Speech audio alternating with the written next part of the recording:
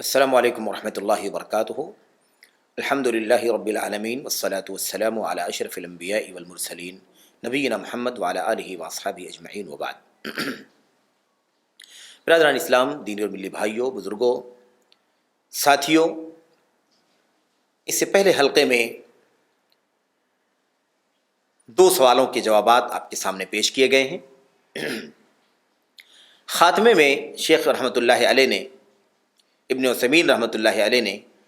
ایک سوال اور بھی ذکر کیا ہے کہ لوگوں کی طرف سے ایک سوال اور بھی آتا ہے۔ وہ سوال یہ ہے کہ یہ تعویل کا جو مذہب ہے یہ کیسے باطل ہو سکتا ہے؟ تعویل یعنی اشاعرہ جو تعویل کرتے ہیں، ان کا عقیدہ کیسے باطل ہو سکتا ہے جبکہ اس فرقے میں فلاں فلاں بڑے بڑے معروف علماء ہیں، اور وہ علماء اللہ تبارک و تعالیٰ کے لیے، اس کی کتاب کے لیے، اس کے رسول کے لیے اور مسلمانوں کے ائمہ اور عوام کے لیے الحمدللہ بڑے خیر خواہ ہیں۔ تو ان خیر خواہ علماء کے ہوتے ہوئے، معروف علماء کے ہوتے ہوئے بھلا کیسے یہ مذہب باطل ہو سکتا ہے؟ یہ ظاہر ہے کہ عوام کی طرف سے اس طرح کی باتیں آتی ہیں اور عوام کے ذہنوں میں اس طرح کے اشکالات آتے ہیں، اور بسا اوقات بعض بڑے لوگوں کی طرف سے، اونچے لوگوں کی طرف سے بھی اس طرح کی باتیں آ جاتی ہیں۔ اس کا جواب دیتے ہوئے، اس سوال کا جواب دیتے ہوئے شیخ محمد ابن صالح العثیمین رحمۃ اللہ علیہ فرماتے ہیں، اور یہ اصولی باتیں ہیں، اسے ہمیں سمجھ لینا چاہیے، اور یہ بات، یہ اصولی جواب، اس طرح کے سوالات جب بھی پیش آئیں تو یہ اصول اس طرح کے سوالات کے جوابات بنیں گے۔ تو یہ ان اصولوں کو سمجھ لینا ضروری ہے۔ ان اصولوں کے سمجھنے کے ساتھ ہی انشاءاللہ تبارک و تعالیٰ اس قسم کا یہ اشکال اور اس قسم کے اور جو اشکالات ہو سکتے ہیں کہ فلاں فلاں بڑے بڑے ائمہ اس بات کے قائل ہیں، بڑے بڑے علماء اس بات کے قائل ہیں، اس فرقے میں فلاں فلاں علماء ہیں، فلاں فلاں نامور لوگ موجود ہیں، تو بھلا کیسے باطل ہو سکتا ہے؟ اس طرح کی جو چیزیں آتی ہیں، یعنی شخصیات کو بنیاد بنا کر کے، شخصیات کو بیس بنا کر کے کسی چیز کے حق ہونے کا دعویٰ کرنا، یہ جو اشکال ہے، اس اشکال کا جواب یہ اصول ہیں دو جو آپ کے سامنے شیخ محمد بن صالح العثیمین رحمۃ اللہ علیہ نے پیش کیے ہیں۔ آئیے ذرا دیکھتے ہیں۔ کہتے ہیں کہ یہ جو تیسرا سوال ہے، تیسرا جو اشکال ہے کہ بھلا کیسے باطل ہو سکتا ہے یہ موقف اور یہ منہج اور یہ طریقہ، جبکہ اس کے اندر بڑے بڑے معروف علماء ہیں جو الحمدللہ دین کے لیے، اللہ کے لیے، اس کے رسول کے لیے، اس کی کتاب اور اس کے رسول، اس عوام کے لیے اور مسلمانوں کے ائمہ کے لیے خیر خواہ ہیں، تو ان کے ہوتے ہوئے یہ مذہب باطل کیسے ہو سکتا ہے؟ شیخ رحمۃ اللہ علیہ فرماتے ہیں، نمبر ایک، پہلی بات تو یہ ہے، اس کا جواب دو وجوہات سے ہے، جس میں سے پہلی وجہ کیا ہے؟ کہتے ہیں پہلی وجہ یہ ہے کہ حق جو ہے اسے لوگوں سے نہیں تولا جا سکتا۔ حق جو ہے اس کو پرکھنے کا میزان، اس کی کسوٹی لوگ نہیں ہیں کہ فلاں فلاں فلاں فلاں فلاں اس پر چل رہے ہیں اس لیے وہی حق ہے۔ تو حق ہونے کے لیے میرے بھائیوں، میرے بزرگوں کہتے ہیں کہ حق کو لوگوں سے وزن نہیں کیا جاتا ہے، بلکہ لوگوں کو حق سے وزن کیا جاتا ہے۔ تو یہ بہت بنیادی چیز ہے کہ حق کی پہچان یہ نہیں ہے کہ فلاں فلاں بہت سارے لوگ عمل کر رہے ہیں یا فلاں شخص عمل کر رہا ہے، فلاں ایسا کہتا ہے اس لیے حق ہے، کیونکہ حق کو لوگوں سے نہیں تولا جائے گا، لوگوں سے نہیں ناپا جائے گا، لوگوں کی کسوٹی پر نہیں جانچا جائے گا حق کو، بلکہ اللہ تبارک و تعالیٰ کا دین یہ کہتا ہے، اور حق کا اصول یہ ہے کہ حق کو نہیں وزن کیا جاتا لوگوں کی بنیاد پر، بلکہ لوگوں کو پرکھا جاتا ہے حق کی بنیاد پر۔ اگر لوگ حق پر چلتے ہیں تو حق پرست ہیں، اور اگر لوگ حق پر نہیں چلتے ہیں تو حق پرست نہیں ہیں۔ میرے بھائیو، یہ ہے اصل میں پیمانہ۔ بہرحال یہ ہے صحیح کسوٹی، صحیح معیار، صحیح پیمانہ جس کے ذریعے سے حق کی پرخت حق کی پرخ ہو سکتی ہے، اس کی جانچ پڑتال ہو سکتی ہے۔ اگر ہم کچھ مانے بھی لوگوں کے حوالے سے کہ لوگوں کی تاثیر ہے، تو اتنا ہم مان سکتے ہیں بلا شبہ کہ ہاں، لوگوں کا مقام، شخصیتوں کی حیثیت، شخصیتوں کا چھوٹا بڑا ہونا، اس کا اثر پڑتا ہے ان کی باتوں کے قبول کرنے میں۔ اتنی بات تو ٹھیک ہے کہ ہاں بھائی، اگر کوئی بات شیخ الاسلام ابن تیمیہ رحمۃ اللہ علیہ نے کہی ہے تو چونکہ شخصیت بہت عظیم ہے، بہت بڑی ہے، انہوں نے کوئی بات کہی ہے تو اس کو قبول کرنے میں اس شخصیت کا اثر ہو سکتا ہے۔ اتنی بات تو ٹھیک ہے، ہم یہ کہیں گے کہ یہ بات ابن تیمیہ رحمۃ اللہ علیہ کی ہے، یہ بات فلاں امام کی، یہ بات فلاں امام کی، لیکن یہ مطلب اس کا نہیں ہے کہ اس امام نے یہ بات کہہ دی ہے اس لیے یہی بات حق ہے، کیونکہ حق کسی شخصیت سے نہیں جڑا ہوا ہوتا کہ حق کو شخصیت کی بنیاد پر پرکھا جائے، حق کو شخصیت کی بنیاد پر حق قرار دیا جائے، ایسا نہیں ہو سکتا۔ میرے بھائیوں، تو کہتے ہیں کہ اتنی بات ضرور ہے کہ شخصیت کا جو مقام ہے یا شخصیتوں کا جو مقام اور ان کی درجات ہیں، اس کا ان کی باتیں قبول کرنے میں اثر ہوتا ہے۔ یہی وجہ ہے میرے بھائیوں، میرے بزرگوں، کہ ایک شخص عادل ہوتا ہے، عدل پرست ہوتا ہے، عادل ہوتا ہے، ٹھیک ہوتا ہے، سچا اور نیک ہوتا ہے، تو اس کی بات مان لیتے ہیں۔ وہ کوئی خبر دیتا ہے تو ہم تسلیم کر لیتے ہیں، لیکن اگر کوئی آدمی بدعمل ہو، گنہگار ہو، فاسق ہو، فاجر ہو، بدعقیدہ ہو، تو ہم اس کی بات کو قبول نہیں کرتے، بلکہ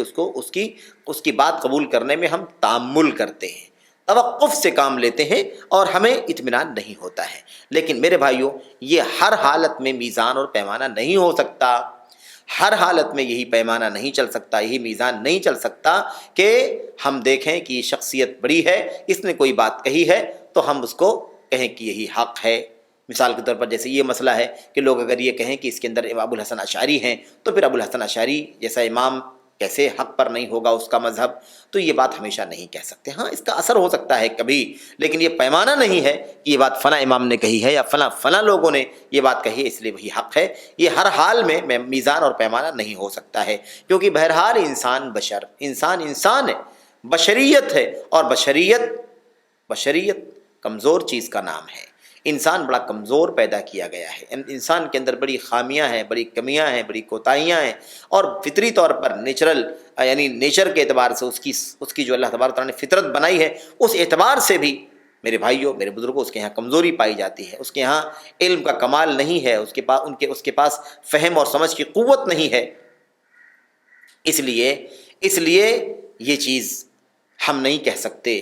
کہ فلاں نے یہ بات کہہ دی ہے، یہ بات اسی لیے حق ہے۔ میرے بھائیوں، میرے بزرگوں، ظاہر سی بات ہے کہ علم کی کمی ہو سکتی ہے، قوت کی کمی ہو سکتی ہے، سمجھداری کم ہو سکتی ہے۔ اس کی وجہ سے نتیجہ یہ نکلتا ہے کہ وہ بات جس طرح سے ہونی چاہیے انسان کی سمجھ میں نہیں آتی، علم کی قلت کی وجہ سے، فہم کی قلت کی وجہ سے۔ اس لیے ہم یہ بات نہیں کہہ سکتے۔ میرے بھائیوں، یہ بشریت کمزوری کا نام ہے، اور اسی وجہ سے یہ مسئلہ ہے۔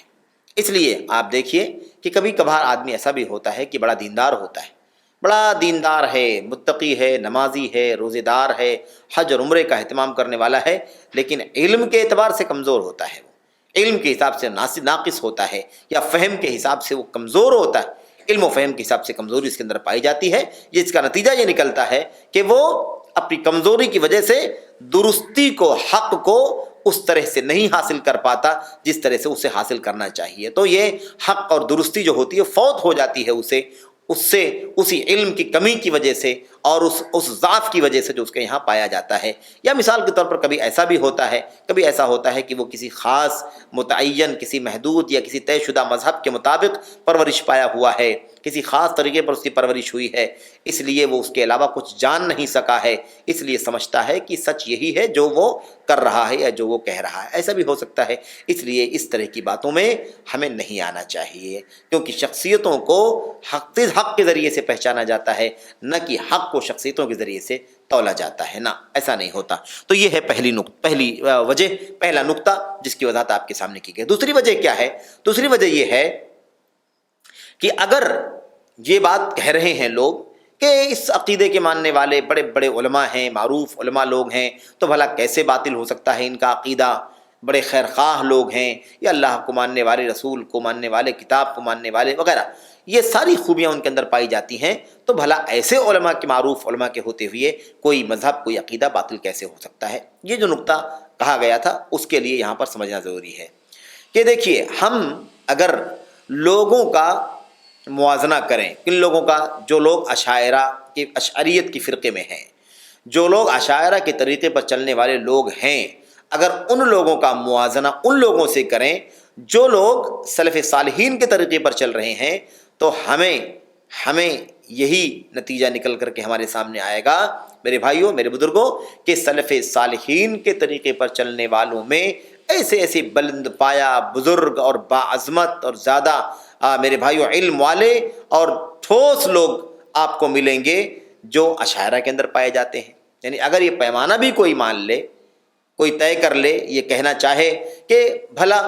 اشاعرہ کے اندر اتنے بڑے بڑے ائمہ معروف علماء ہیں تو ان کے ہوتے ہوئے کیسے مذہب باطل ہو سکتا ہے؟ تو پہلی بات تو یہ ہے کہ حق کو اس سے پہچانا نہیں جاتا ہے۔ دوسری بات یہاں جو ہے اس کا خلاصہ یہ ہے کہ اگر ہم دیکھیں گہرائی سے کہ بھئی اشاعرہ کے طریقے پر چلنے والے جو لوگ ہیں،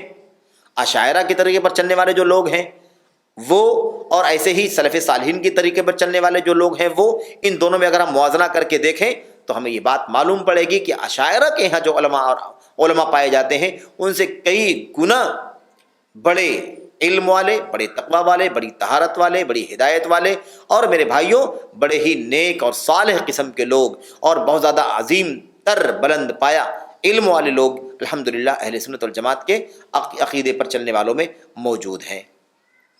شیخ مثال دیتے ہیں، کہتے ہیں مثال کے طور پر ائمہ اربعہ کو لے لیجئے، جو چاروں مذاہب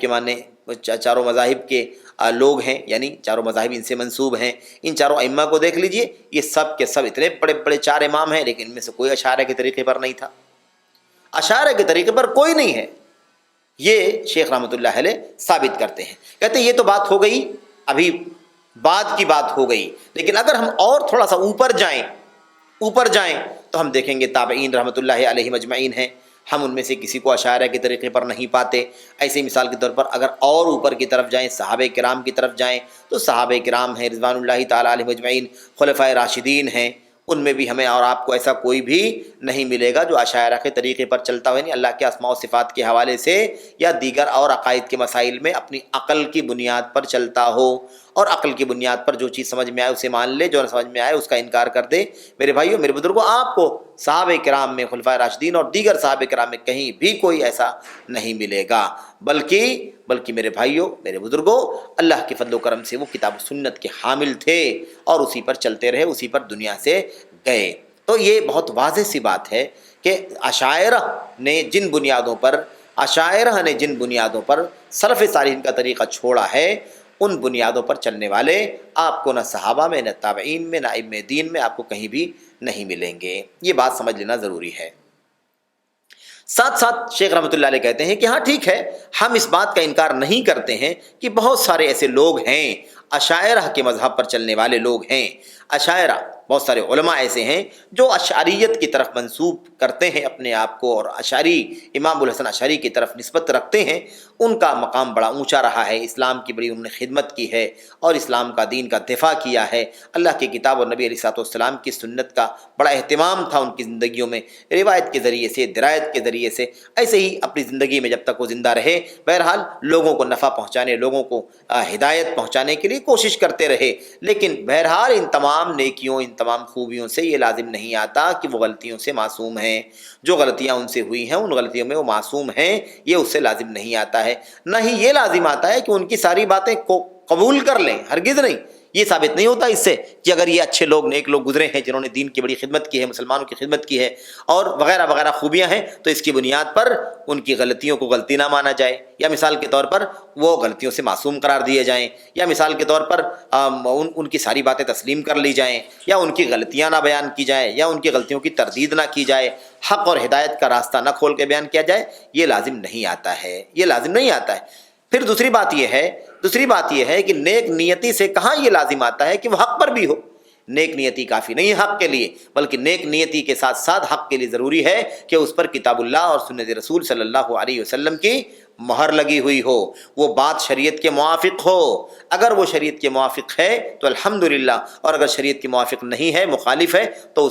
اس کی تردید کر دینا، اس کو رد کر دینا واجب ہے۔ جس نے وہ بات کہی ہے اسے اس کے حوالے کر دینا، اس کو لوٹا دینا ضروری ہے، کیونکہ اللہ کے نبی علیہ الصلوۃ والسلام نے فرمایا من عمل عملا لیس علیہ امرنا فہو رد، جس نے کوئی بھی ایسا عمل کیا جس پر ہماری شریعت نہیں، ہمارا دین نہیں، ہمارا فیصلہ نہیں، فہو رد، وہ مردود ہے۔ تو بولنے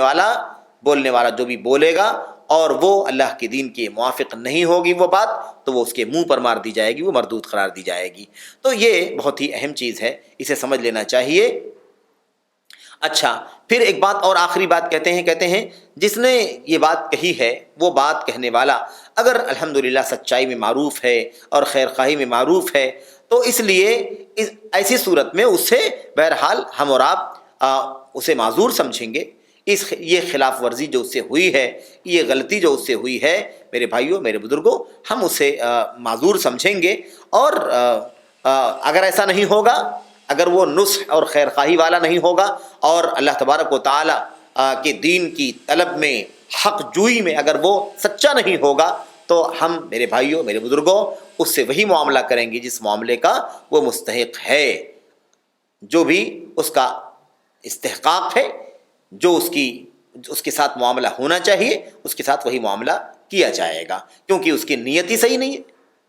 اس کی نیت میں فساد ہے اور مخالفت بھی پائی جاتی ہے، اس لیے اس کے ساتھ وہی سلوک کیا جائے گا جس کا وہ مستحق ہے۔ خلاصہ اس کا یہ ہے میرے بھائیوں کہ یہ باتیں امام ابو الحسن اشعری رحمۃ اللہ علیہ کے بارے میں جو ان کے ماننے والے کہتے ہیں، اس کی حقیقت یہ ہے اہل سنت والجماعت کا عقیدہ یہی مسلم ہے، اور اشاعرہ کی کتنی بھی فضیلت بیان کر لی جائے، جبکہ چونکہ وہ حق پر نہیں ہیں، اس لیے ان کی کوئی اہمیت نہیں ہے، ان کی کوئی حیثیت نہیں ہے میرے بھائیوں، بلکہ جہاں تک رہی بات اہل علم کی، ان کا مقام، ان کا مرتبہ مسلم ہے، اس میں کوئی شک نہیں ہے، لیکن غلطی جو ہے بہرحال اس کی تردید کی جائے گی، اس کو لوگوں کے سامنے، امت کے سامنے بہرحال واضح کیا جائے گا، تاکہ امت گمراہ نہ ہونے پائے۔ عقیدت و ارادت کے نام پر لوگ جڑ کر کے حق و باطل سب ہضم نہ کر لیں، بلکہ حق کو پہچان کر کے اسے اپنا لیں، اور باطل کو پہچان کر کے اسے پس پشت ڈال دیں، اسے ٹھکرا دیں، یہ کوشش چلتی رہے گی۔ اللہ سے دعا ہے کہ اللہ تبارک و تعالی ہمیں اور آپ کو یہ تیسرا سوال اور اس کا جواب بھی سمجھنے کی توفیق عطا فرمائے، آمین یا رب العالمین۔ وصلی اللہ وسلم وبارک علی نبینا محمد وعلی آلہ واصحابہ اجمعین۔ السلام علیکم ورحمۃ اللہ وبرکاتہ۔